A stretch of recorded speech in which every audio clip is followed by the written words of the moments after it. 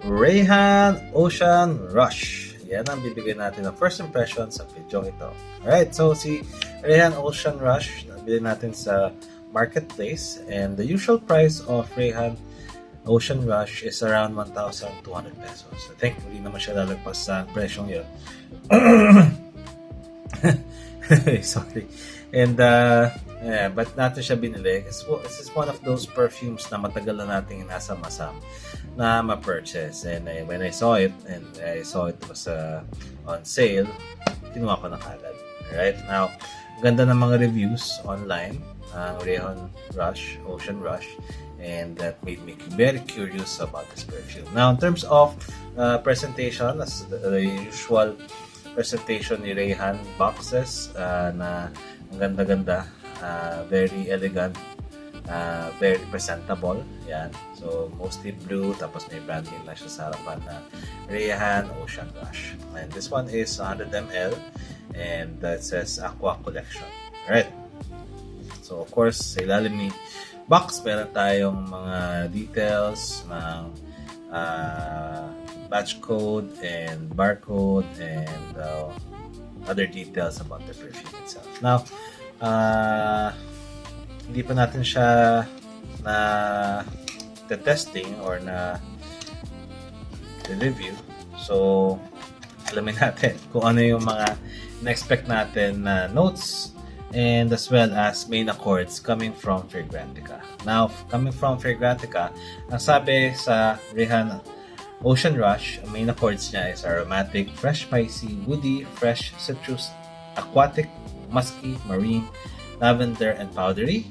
And then, ang kanyang top notes is cascalone, aquazone, bergamot, green mandarin, middle notes of rosemary, cypress, lavender, and base notes of musk, patchouli, and amber. Now, the bottle itself, ang ganda rin ng mga bottle talaga ni Rayhan. Wala ka masasabi for that price, 1,000 pesos. Less than 1,500 pesos. Ang ganda-ganda ng kanilang mga bote. Now, this one is mostly blue, alright, and clear. And then at the back, you'll see some characters. I think these are Middle Eastern characters. And then the cap is white. Hindi siya magnetic. Alright, but tight naman yung kanyang cap. Alright, then atomizer is silver or chrome. Now, let's do 2 sprays of Rayhan Ocean Rush on our wrists. Okay, ganda ng kanyang spray talaga. Laging consistent yung sprays ng ating mga Rayhan perfumes. Okay, so let's do a first sniff. Okay. Amoy na amoy mo kagad yung smell ng dagat na maalat na musky. Alright. And hindi mo gano'ng maamoy yung kanyang pagka-citrus, yung bergamot and green mandarin. After a few seconds mo pa siya maamoy. Pero yung kanyang opening, naamoy mo kagad yung aquazone and yung cascalone, alright, which is I think the oceanic notes na maamoy mo dito. Na-imagine ko kagad terms of the opening and set itself, yung para kang nasa dagat na naamoy mo yung simoy ng hangin at saka bawal swimming ka sa dagat, medyo na kakain-kain mo yung tubig ng dagat or naiinom mo yung tubig ng dagat, nalalangay ka, medyo maalat-alat pa. Pero ang fresh niya, yan, lumalabas na yung kanyang citrus scents after a few seconds. Then siya lumabas yung kanyang bergamot and green mandarin.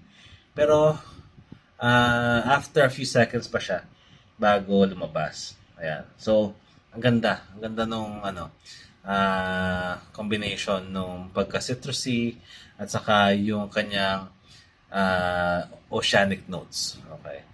Fresh na fresh. Ang ganda nung kanyang So, I think this would definitely suit us here in the Philippines. Yung kanyang overall scent profile, bagay na bagay sa ating weather here in the Philippines. Alam niyo naman, ang weather natin sa Philippines is just hot summer and hot. Yun lang. So, pagka lumabas ka, pumunta ka ng errands or gumawa ka ng errands, punta ka ng school, punta ka ng office, this is a perfect scent, lalong-lalo na ngayon summer. Alright, so, yun na muna ang ating first impression sa Ocean Rush by Rayhan. We'll go ahead and do a proper review. We'll have this rest first, and then we'll go ahead and test it for one whole day, and let's see kung gaano siya kaganda mag-perform. Alright?